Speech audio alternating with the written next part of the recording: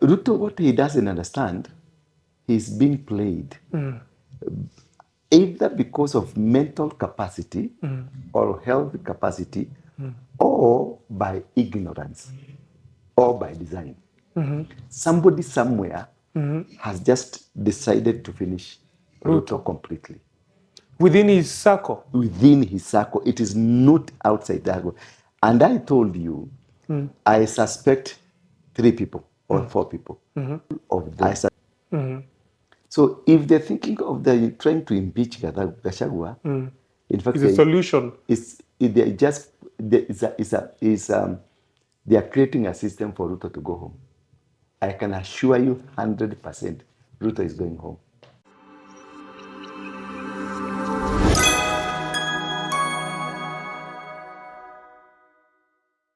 Disclaimer: the opinions expressed by our esteemed guest on this show is solely their own and does not necessarily reflect the views and opinions of Plug TV, its affiliates, or the production team. We kindly request our viewers to approach the opinions shared on this show with an open mind, considering them as individual viewpoints rather than absolute truths. We encourage you to conduct further research and engage in conversations beyond this program to form a well-rounded understanding of the topics discussed. Mambo vipi, of course tumekutana na Apostle, the one and only. The one and only. The one that would always be speaking his mind. I don't speak my mind to please anybody. I don't speak my mind because I'm supporting anybody. I don't speak my mind because I want to be seen like I'm looking for anything. I enjoy my life. I just enjoy my life. Now, that's due to kuite prophet, senior prophet. Tuende tukipanda ngazi, mulianza na stories za jaba. You always say, mlikuwa mnasema ni stories za jaba. Nikawaambia mambo ya Gachagua, akalia. Long before, na mkasema Gachagua hawezi kuachana na nani? Na Ruto, they are good friends. Na nikakwambia Raila ataingia kwa serikali. Ukaniambia ni stories za jaba. Nikakwambia Gachagua, ukaniambia ni stories za jaba. Nikakwambia Nairobi tawaka moto, ukaniambia ni stories za jaba. Nikakwambia venye Ruto watatritua America, ukaniambia ni stories za jaba. Sasa unataka niseme nini leo? Mimi nataka tuambie to everything that you have in mind. Yeah. It's been long by the way. What I have in mind, nataka tufanye analysis leo. They may call that spiritual analysis or wengine watasema this conspiracy. Conspiracy, wengine watasema huyu anafanya na nini, huyu anafanya whichever it is, as long as this thing utakuja kuziona. That's the happiness I have. That whatever I tell you, you come and experience it. You come and see it happening. Yeah. Right now, kuna siku nilikuulizanga swali. Na ulinipuuzia tu kwa sababu unakuanga na hiyo conspiracy theory. Ulinipuuzia nikakwambia, could be our president having a mentality, a mental problem. See, the president is a property of the government called Kenya. He is subject to scrutiny. And any citizen of the country, ukiangalia one deputy president ama president, they are behaving in a weird manner. You have a right to ask for doctors to come and tell us what is the medical state, the mental state, these people. Number 2, we will have a right to come to us for any lawyer to go to the High Court, Supreme Court, and a court to order for a mental and a physical and a health examination of a sitting president. It is lawful. Why am I asking this? I was asking myself several questions. You know, somebody, when you're doing campaign, you're allowed to lie. Yeah. Because you're looking for something. But once you get into the government, you start actualizing some of the lies you had, and if they are not possible, you change another route and you do something that could cover for the lie you did during the campaigns. If you see Ruto right now, he went to Germany the other day, he said he has created jobs. Only to the government of Germany to say no. The other day, you saw him, he went with a jet that costed a lot of millions of Kenyans money. Then he said it's only costed 2 million. And we are in Google, we are educated. You see, he's gone to this town, to this county, to this county. He's promising, just as he was promising during the campaign time, things that cannot happen. Number 3, when a budget is, if your government fails to produce a budget for the nation, in whatever circumstance, that is a failure. And that is subject to a vote of no confidence. So right now, Kenya in East Africa is the only country that is operating without a budget because we rejected the bill. Both the 2023 finance bill and 2024. 24. So in Kenya, we are operating on what we don't understand. Because we should be operating on a system that is financed, that has a bill. Yeah. So in a natural sense, who is supposed to be impeached? It is the president, and not the president alone, his government. So if there is an impeachment motion that is supposed to be drafted now, it's not for Gachagua. The whole government, including the DP. Ruto, DP, and all ministers, and any other system that comprises the government, it was a vote of no confidence, and they should go home, all of them. So if they're thinking of trying to impeach Gachagua, in fact, It's a solution. They are creating a system for Ruto to go home. I can assure you 100% Ruto is going home. How? Whatever they ignite, whatever they are going to start against Gachagua, it will affect. Gachagua is a principal assistant, not a principal assistant. He's just a person who mtu wa mkono wa kutumwa. I heard Wamuchomba saying Gachagua is administrative. He has been in the government for long, while Ruto doesn't understand. I'm coming there. I'm coming there. And I told you about that last time, about Gachagua being an administrator. Ruto, what he doesn't understand, he's being played. Either because of mental capacity or health capacity, or by ignorance, or by design.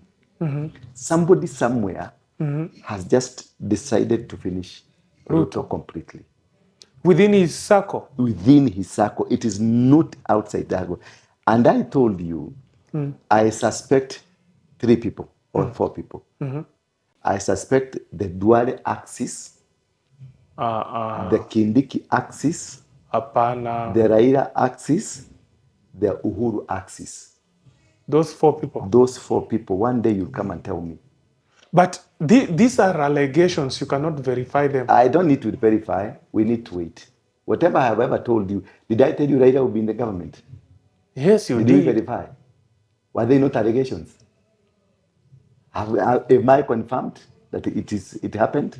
Is it confirmed? It is confirmed. That the Raila part of the government is in the government now?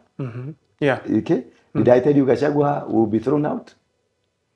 Yes, you did. And you said no? So what do I need to verify? But I'm also telling you something new. I don't speak what has been spoken. I speak that which has not been spoken, because I will be vindicated at some point. That these 4 axes, the Duale axis, I know what I'm speaking about. When I mentioned Duale, it brought us a lot of problems. You don't have to touch on that. There is an Uhuru axis. Explain on that. And there's a Raila axis. And there is a Kindiki axis. Elaborate each. A Duale axis. There has been a plan that is drafted from the Abuja Declaration to make sure that Muslims dominate Kenya. Not only Kenya, East all Africa. And their plan has been to push their people into government so that their agenda can be effected. And these people, the Muslim, because I was a Muslim, and I'm saying out of understanding, out of knowledge. I'm not talking about Somalis. So anybody's listening to me, I'm not talking about Somalis. And I have nothing to do with Somalis. I have no problem with Somalis. They're my good friend. My business, my 4 companies are run by Somalis. So I have no problem. What I'm talking about is Abuja Declaration Agenda. It is for the Muslim in the whole world. It was affected in UK. We had Sunak, a Muslim. In Holland, or the Scandinavian countries, they have already taken some few countries. In America, they are taking over. And in many other places, they are taking over. They have under control. You see, the other day in UK, they demonstrated and they paralyzed the entire nation. And nobody could do anything. Those are the Abuja Declaration Agenda, that the Muslim fraternity, to outwit the Christianity fraternity and any other religion, then they take supremacy. But of spiritual control and the political control. But if you look, someone will say, this is Islamophobia. You are spreading Islamophobia. No. Is it bad for a Muslim president? I'm not saying it is bad for Tanzania is being led by a Muslim. And it has been led, apart from this other guy who died. Jakaya Kikwete is a Muslim. Ali Hassan Mwinyi was a Muslim. And we have never seen problem in Tanzania. I don't have a problem with being a Muslim phobia. It's not a Muslim phobia. What I'm saying, the agenda, which I admire, and I've always told you, if people like Christian can just copy 1% of the Muslims, 1% of a Muslim agenda or a Muslim faith, Christian will be very far. Because if there is any religion that is fake on earth, it's a Christianity. They don't have an agenda. We just here, we don't have an agenda. I'm an apostle without an agenda. I don't have. As a Christian body, I have an agenda for my church, but not as a body of Christ. Yeah. But if you go to the Muslim, they have one agenda for Muhammad, to dominate the world, to control the economy, to control politics, to control everything, to make everybody adhere to their God. That's a very wonderful. And I admire it. And these things, they have done it in Tanzania, they are doing it in Uganda, they have done it in Djibouti, they have done it in Eritrea, they have done it in Ethiopia. Nigeria too? Nigeria, they have done it all over. It is the best thing. If Christianity where I belong, if we can adapt such a mission. In fact, they went to Abuja, a conference of Muslims worldwide, and they had a common agenda and decided and said, this is what we are going to follow, and this is what is going to be effected. Then they created the Muslim Brotherhood, they created many organizations that will boost the agenda. Yeah. But for Christians, here alone, Kenya, my neighbor here, Manyuru, I cannot sit down with him and discuss anything national. If I discuss anything political, they will say that's politics. Let's leave it to politicians. Quran guides politics. Quran guides the economy of Quran guides marriage. Quran guides lifestyle, how you dress.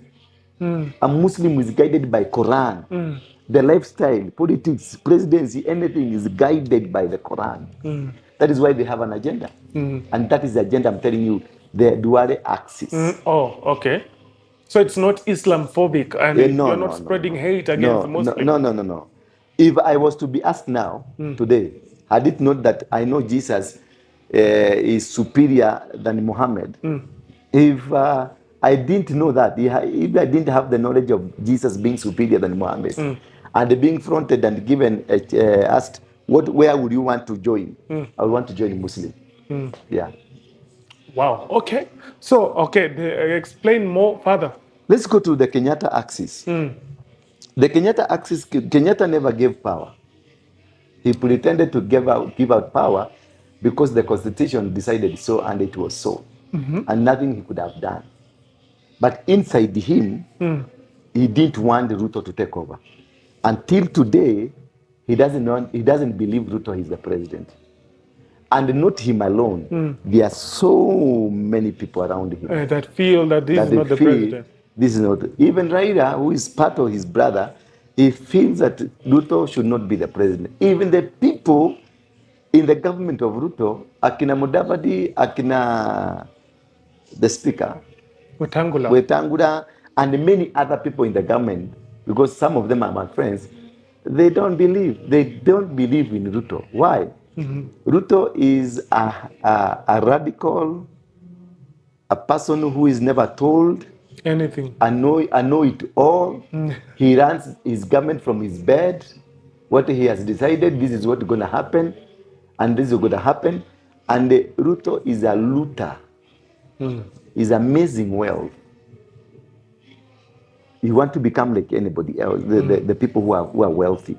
So whatever he's doing, he's using Akina Ishongwa, these small people. They are being called by these wazes in the former government people. The wazes, they say these small boys. And the Ruto is using these small boys to abuse them. Like Akina Ishongwa, Akina Didinjaro, Akina Osoro, those are small, those are the sycophants that Ruto has around him.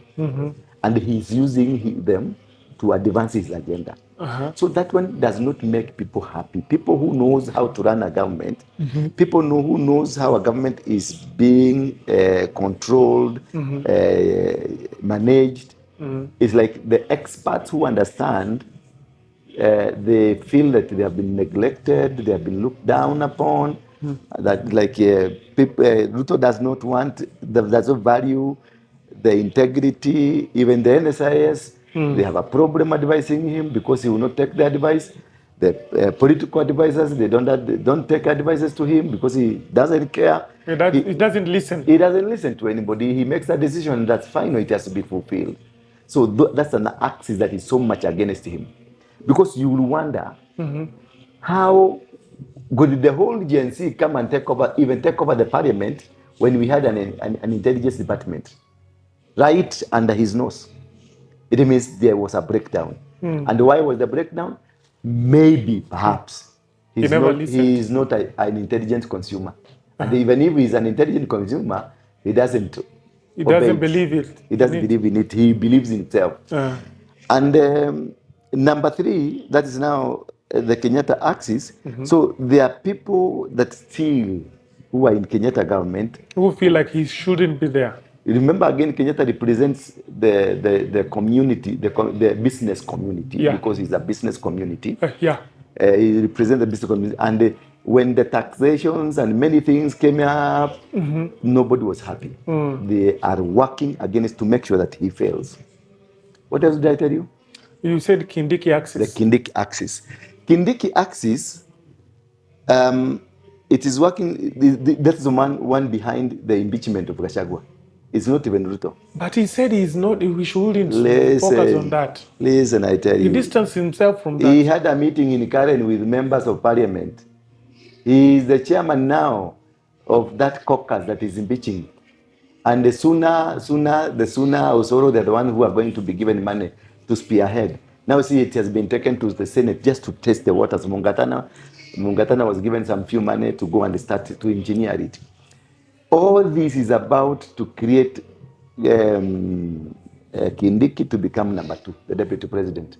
So what he's working very much is to make sure he removes Gachagua from the deputy presidency. And because this seat belongs to Mount Kenya, and it was his.